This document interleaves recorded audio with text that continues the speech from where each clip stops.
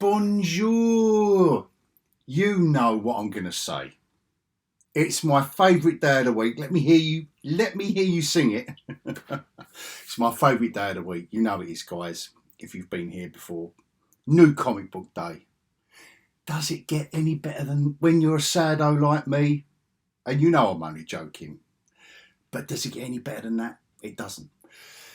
Before I carry on, let me just thank all my sexy subscribers. I love you. Listen, you know I love you so much. Let me just get that out of the way straight away. If you're subscribing and commenting and liking, well, much love. My love doesn't get any bigger than that, to be fair. So thank you so much, because it really does help when we're commenting. We're getting into the chat now, and you're letting me know what you're getting. Even on the back issue videos I do, you're letting me know what you're picking up, what you like, what's fun, what's not. I love it. I love all comics, old, and I say all comics, but comics old and new, because we've all got our ones that we whinge about. But this week there is no whinge. What I've picked up, I've got to say, refreshingly, I hope you are happy that I am not bringing you a whinge of the week, but what I am going to bring you is my top 5, the best comics that I'm going to do. 5 for the deep dive. I'm going to do another 5 of honourable mentions, so that's the top 10 of my week. And then we're going to do, at the end of the video, we're going to do a little cover of the week, a little bit of fun, imagining if we had pocket money enough, but only for one comic. So we're walking over to that spinner rack and we're thinking, oh my God, what am I going to do here? Because we're confronted with a wall of art, of comic covers. Do you remember those days? Or if it was a shelf in the drugstore or a newsagent, can you remember being confronted by that wall of imagery? Nowadays, I just pick up. It was different back then, wasn't it? It was a different time. So I'm going to give no spoilers. Maybe in the deep dive. I'm going to avoid spoilers even in the deep dive. Let's get on with it. My top 5. First up, Napalm Lullaby. Now, what a name. What a name for a comic. Rick Remender, image, Bengal, however you pronounce the artist's name. We're going to have a little look at this. I don't know what else to say. It's a great read. Rick Remender has dropped you right into the mid. It feels like you're in the middle of a story, stroke the beginning, but we don't know what's going on just yet. But it's intriguing enough to pick up issue 2. Action Comics. Now I'm a new fan. I'm a newbie to this. John Tim's artwork. Jason Aaron Jason Aaron is kind of keeping himself under control. Just in my opinion, with John Tim's artwork, that Bizarro storyline has been. It's been as good as Superman as you're going to get. I think, in my personal opinion, better than the Superman title, which is also very, very good. DC are doing just doing a fantastic job at the moment. And bearing in mind, out of this week's top 10, I've got one Marvel book to talk about. It's DC, Independence, and then it's one Marvel. So DC are really stealing it off of Marvel at the moment. But anyway, this was the last issue in a little mini series, and I did have a few in the past. I have had my Riley Rossmo, the artist on this great story. It's his artwork that tends to court controversy, and I didn't like his art on Robin. It didn't suit it. It was a mismatch, which doesn't make Rossmo a bad artist. It just makes it a mismatch. So a bit like my whinge of the week a couple of weeks ago on the Hulk, the Incredible Hulk, where the guy who done the art on the latest issue, he's not a bad artist, but after Nick Klein's art, etc., etc. But his artwork suited that perfectly. Great storyline. The last issue in a 6-issue miniseries, absolutely superb. If you like the old school, the Golden Age Sandman, well worth checking out. First issue I did a deep dive on. I'm going to do another deep dive on the second issue. Sorry guys, but I won't go all the way through it, but there are some certain bits in there that I thought were absolutely stunning. And we all know the shtick of this comic book by now, don't we? The noir, the dystopian noir detective. So that's what we need to know. Book of the week. My book of the week this week is this kind of what's the description I'm looking for? This inconspicuous looking book sitting on the shelves of the comic book shelf. Look, she's sitting there like the book sits there on the shelf of the comic books shop. But Bilquis Evely's artwork, absolutely. And because I'm not the biggest DC fan in the world, this is Martin. I know she did that the Supergirl book way back, and she's worked for DC art wise, so that's why I've missed her artwork. So forgive me if you're already aware of her artwork, but for me, that was a revelation of artwork. And this, I've got to say, book of the week, art of the week, stunning, absolutely stunning stuff. They're my top 5 books. Honourable mentions: Dark Ride. Now this continues to be a surprising continuing story. Normally Image and AWA and Dark Horse and all the rest of them will do, and this has kind of been contained into volumes, but this is an ongoing story in the true sense of the word. Just a horror story. Joshua Williamson is just giving us a horror story about a family that runs a fairground, but on a horror themed fairground, and it's an ongoing about the family and their travails and what went on back in the day, and the father turns up and all the rest of it. We're 11 issues in, and it's just an ongoing that just brings something every month that is just worth reading. Love it. Absolutely love it. Another one I've banged on about every month. This continues. It just continues to be great, and you just can't deny it. Awesome. And I think this is this the last issue that Daniel Warren Johnson. I think it changes next month. I think he's still writing it, but the artist changes. But up until now, stonking, absolutely stonking. This also has been a pleasant surprise.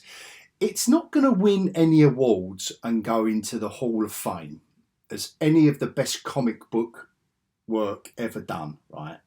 But it's entertaining enough. Every month, it is entertaining enough. It will probably, for me, because I'm not a big Thundercats fan, it will probably be just for this opening story. I don't know. They've really got Declan Shalvey isn't a bad writer, but it's a lot of intro. These first 2 issues, although he does keep it going, but he'll have to up the game to make me hang around for longer than the first 6 issue storyline, in which they're doing a trade paperback and blah blah blah.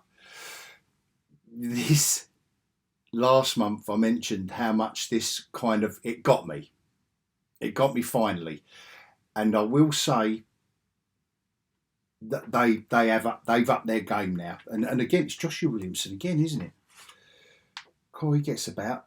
Simone Di Meo's artwork in this, it suits the style of storytelling perfectly that Williamson is after, and it is that light-hearted, and it's the young adult take on Batman, which I'm on board for now. I'm on board. He did, like I said last month, they have won me over, and I'm on board now for Joshua Williamson and stroke DC's take on Batman with that. And it is quippy and it is light, but come on, we all need a break every now and again, don't we, from the heavy stuff. And talking of heavy stuff, this is heavy, and this is the only Marvel book, and you know I'm a lifelong Marvel fan, so it always pains me to say, but very, very good. This book really has steamed along. Brian Hill has really motored along. There's 2 issues here where we're getting a lot in, and a nice, which obviously I'm not going to spoil, and I'm not doing a deep dive on this one, but on the last page, nice. What a nice build-up, and it's one of those build-ups where you get to it and you go, oh, I should have seen that one coming. But 10 out of 10 for me for that book. I haven't put it into my top 5 because I did do the deep dive on it, first issue, and there's not really a lot more to show you. Go back to that video if you want to see. Is it Castelli's artwork, which is superb. But I don't want to spoil it, because that could be, I could really get into trouble there and spoil it for people. So that's the only reason why I haven't got that in the top 5. And I left it to last because it's the best Marvel book other than their Star Wars, their Darth Vader out this week. I can't give everything an honourable mention. Anyway, after the scroll, I am going to give you a deep dive on my top 5, and also let's have a look at the covers. What do we think is the cover of the week, like I mentioned before? So please join me if you're up for that after the scroll.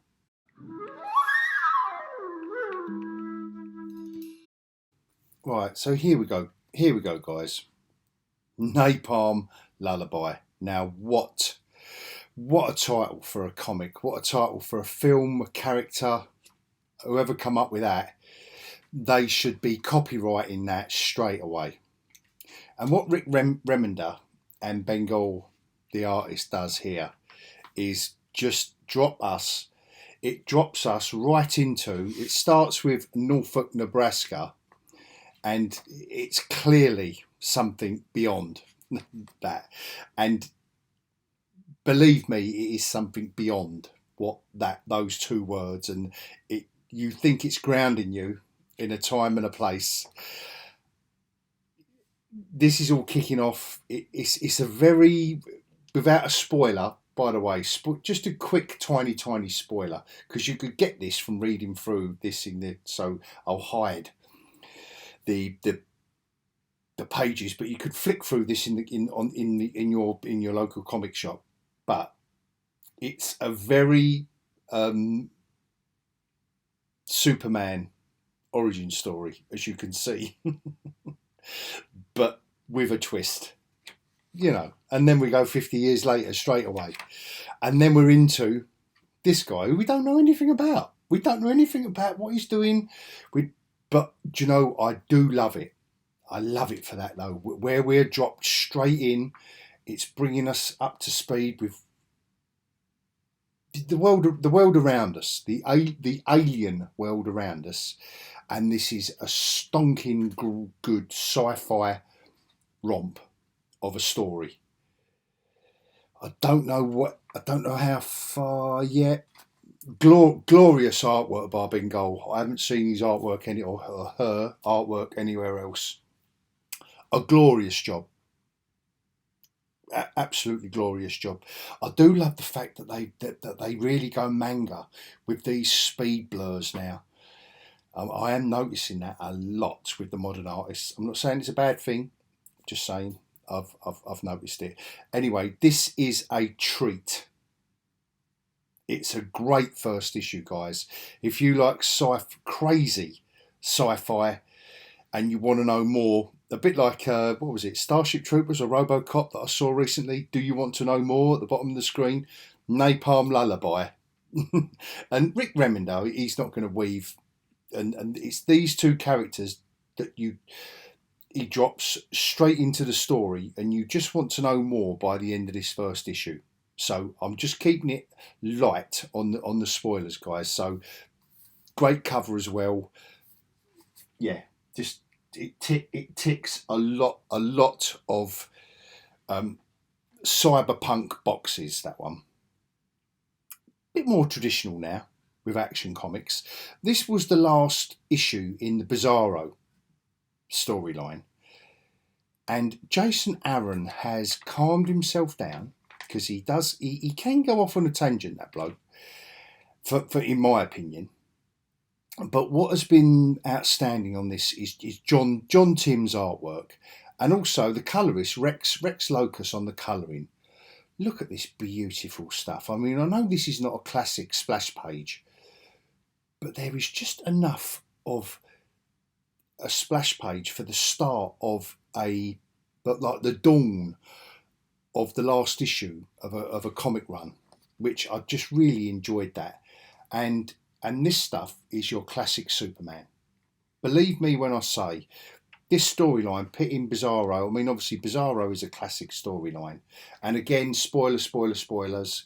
Just skip ahead if you don't want to know what goes on in this last issue, or you're waiting to read all 4 issues.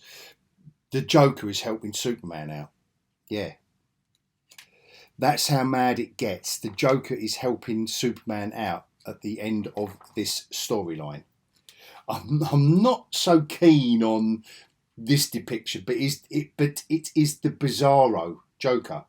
So bear with me when I say that if it's the Bizarro Joker, it's the exact opposite of how he is, and that's why he's helping Superman. So it's quite a class act, actually, from Jason Aaron, and how he's gone about his craft and weaving this story with such a classic Superman tale. And again, you know, Bizarro for most of this issue is getting the upper hand on Clark. So yeah, it is. You know, if you're going to depict the Bizarro Joker, then that is going to be it. But it is a bit jarring. But I think that's the whole idea of the whole thing. It is very jarring. The opposites, and when and some of the dialogue, and you think what, but then you realise, oh my God, no, it's the Bizarro end of stuff. So definitely Action Comics, and I have been, thanks to Paul at Comics and Fantasy, where I get all my latest stuff from. Hello, Paul. He's got me all the back issues, and I will be delving all the way back to this run because it's superb. Do yourself a favour, guys. If you love superheroes and you're wondering what's going on with Superman, you've only got to go back 4 issues, or get the trade paperback of that. Very, very well worth it. Another DC book, which is, it's coming out of left field. I know it's not what you would call the classic, and I did have my problems with Rossmo's artwork. Venditti's storyline set in this era, this golden age era, I've enjoyed from the beginning. I did have a hang up. I will admit I had a hang up about Riley Rossmo's artwork because of what he'd done previously on Robin. Only that one book. But this 6 issues, I think it will make a delicious trade paperback. It really will. And I'm not going to go too far into this because it will. Well, firstly, there's not the greatest lot of action to show. And again, we've got these manga-esque blurs. But, that's a little thing of mine. But Rossmo's artwork really did suit this golden age setting of the story. Even for stuff like this, which I don't know, it just suited. I do love the lettering around that. I do. That's a little wink at the reader if ever I've seen one. But I mean, someone did mention on Threads actually how jarring these adverts are. Every page, and I've got to admit, as I'm running through it now, I am finding these pages really jarring. It's only advertising more DC stuff, so come on, guys, give us a break. But look at this stuff. This is what I mean about his artwork suiting the Sandman and his gas. You know, you killed the, look at this, you know, this kind of nightmarish stuff. Really did enjoy it. It's something that came at me from the left field. I gave it a try, even though I didn't. I do like a peculiar style, an individual's style of art. I do like it. So I wanted to love his style, but it really was a mismatch on Robin, I've got to say. But on this, perfectly suited with Vendisti's story. And I can't go any further because it will give massive spoilers. It was a beautiful ending. And it left you, and again, left you wanting more. I mean, you know, this stuff, if you're going to set it in the 1930s, 40s era, whatever, you know, beautiful stuff. Loved it. Yeah, really enjoyed that and recommend that. If you and if you're a trade paperback fan, then you know that'll be a really nice one. I know I did issue 1 of this last month. I've got to say, this noir, this dystopian noir, just look at this stuff. I can't recommend this enough. And Ram V, you know, I'm beginning to really love everything the guy does. Now I'm doubting. Yeah, of course it's Ram V. Sorry guys. Anyway, all I want to do really, because there's not a great, because it's a storyline of, and it's more story and words orientated rather than visual storytelling, action packed. There's not really a lot to show you except for a few little bits that I really did love. This page here, the noir of this. Just 100% noir, and bearing in mind what they're dragging in here with the balloon. I really thought this was beautiful stuff. Just look at this, just that one panel there. It doesn't really fit like the slats in the blinds, but it's pure noir. It really is. Look, just to cut that off there, it really is. And I don't know how much of that is colouring. Lee Luffridge. Well, Lee Luffridge is a class act as well, and he has just cut across it. He hasn't even bothered to shape it across the face. He's just cut it straight, and I thought that was a really nice touch. Even here, nothing's bouncing around her hand or wrist or face or forehead. Nothing's curved, which could be, you know, if you was going to really, you'd get a model to model it and light the set and all the rest of it. No, but there's just something about this that adds to the horror aspect of the story, including this in the colouring. So Lee Luffridge, I salute you. But this page, I thought, our main character, our detective, looking at the pictures on the wall, and already the seed that's been planted in the last issue with the format, and then that, I thought that was a beautiful. I really did. That's class. That is. It really is. So full marks to Ram V and Lawrence Campbell on that, on the artwork. Lee Luffridge together, plus all the others. You know, I can't mention everyone on the comic, but guys, you're going to have to bear with me for a little while because this is the book of the week. Guys, this is the book of the week, and Tom King, I know he does divide opinion every now and again. And I just judge him on and his latest Wonder Woman is superb. This was recommended to me because of Tom King, and it was Paul at my local comic shop where I get all my latest stuff from. Comics and Fantasy, Hornchurch, Essex, England, if you're ever in that neck of the woods, guys. But he recommended this to me, and I've got to admit, what a beautiful talent Bilquis Evely is. I know Tom King's going to write a nice story, but Paul knows what a fan I am of artwork, and my God, look at this beautiful, beautiful artwork, this line work. Now, obviously, a lot of the colours are by Matthias Lopez, but my God, Bilquis Evely's artwork. Now, I know this may look standard. It may look standard, but what this does, who this reminds me of, and please bear with me, is an artist called Colin Wilson, who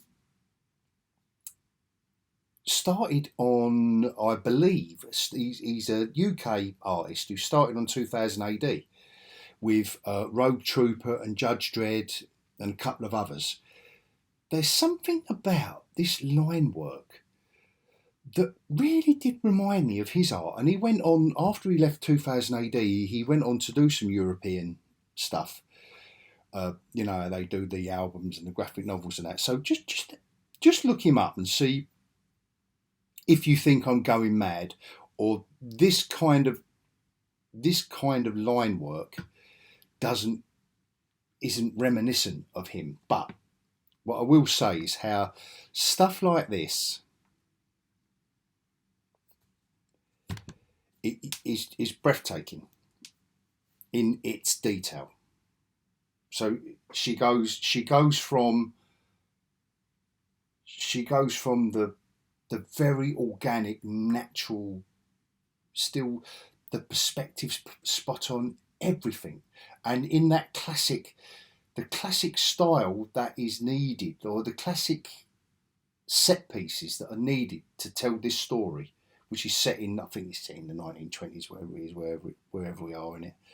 But look at this stuff. I mean, I remember Kaluta back in the day. He would get the architecture like this right. He would get the fantasy elements right. This isn't a fantasy story just yet, but he would get all the list. That is beautiful, absolutely. And look at this, and then there's more. So you've got these. You don't need backgrounds on these. This is the intro to one of the characters as Tom King is telling us who the characters are. That's all that tiny panel there, but then we're given the bigger panels to the scope of the manor, Wyndhorn, where we are. Absolutely, if this was a film or TV series, it's absolute. This is the storyboard for it. Absolutely beautiful stuff. Look at this, right the way up into the corner of the ceiling.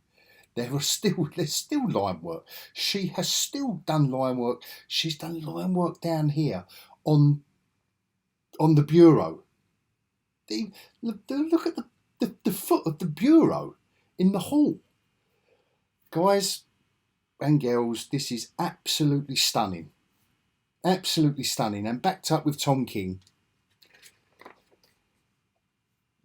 Look at this. I could literally go on and on and on and on. I could go panel by panel for this. Look at, she's even delineated the books. Sorry guys, I put my new teeth in. She's done all the books, yeah. In the shelves. Look, it's absolutely stunning, and backed up with Tom King's storytelling and another intriguing issue 1 of a comic, absolutely stunning. And if that doesn't get a Netflix series, I don't know what. And I've deliberately only kept it there. I mean, believe me, that is short. If you think I'm gushing, I could have gushed a whole lot more. I mean, I'm already looking at this. I'm already looking at this cover, and I'm only just noticing now this image behind the house and how beautiful. Look, just anyway. Absolutely beautiful. I will let you take that all in. The sword, the face behind the manor, and obviously Helen at the front. God, yeah, gorgeous. So, without further ado, and stop me gushing, cover of the week. Should we do the cover of the week, guys? Let's go for it. Is it going to be I mean, look at that. For a contrast, we have got cyberpunk Napalm Lullaby. Look, to cancel out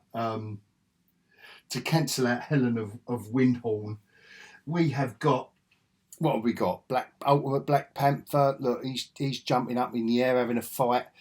We have got, I mean, I'm not the biggest fan of these covers. Look, the silly little Robin. I still do think that's pathetic to put the Robin in there because the character is Robin, but that is quite a dynamic cover. Transformers. My God, we've got a giant robot in bits and a soldier with his M16 on his broken chest. And what a gorgeous, as always, DNA. I don't know his real name, but that's how he signs off on his artwork. And it really is. I mean, there haven't been any out really, anything. I mean, the cover to The One Hand is in and of itself something that's intriguing, like the book, but that isn't gonna make you buy it, is it? Isn't gonna make you buy it. I think Thundercats would, and I think a broken robot and a soldier on top of his broken chest would. Extrapolating from there, I think Black Panther's a little bit dull. A little bit. I know he's got his claws out, but I don't think that's in the running. Helen, listen, by now you know how much I appreciate that artwork, but that is for a different kind of comic aficionado. I think it's between these two. I think they're just two exciting covers.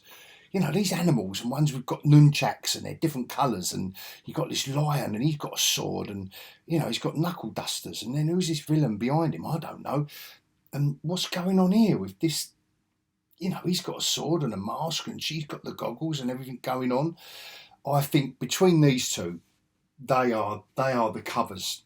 Between these two, it's got to be the cover of the week. I don't know if I did Thundercats issue 1 by DNA, because I love the covers that they do. But do you know what? I'm going to go with Napalm Lullaby this week, because I do think that's Bengal artwork, because I just think that is a glorious cyberpunk cover combined with the name Napalm Lullaby. If that cover and that title doesn't get you to pick up that comic, and with all this going on as well in the back, I don't know what is going to make you pick up a comic. I'm not saying that necessarily means everything inside is great, but if that doesn't get you initially picking it up, it attracts your attention, I don't know what will. So that is one of the best covers and titles in a long, long while that I've chosen for cover of the week. And on that note, guys, thank you so much if you're still here with me. Sorry, apologies if I gushed too much about Helen of Wyndhorn, but it really is a true book of the week. That's a true cover of the week. And until next time, everyone, I will bid you all adios.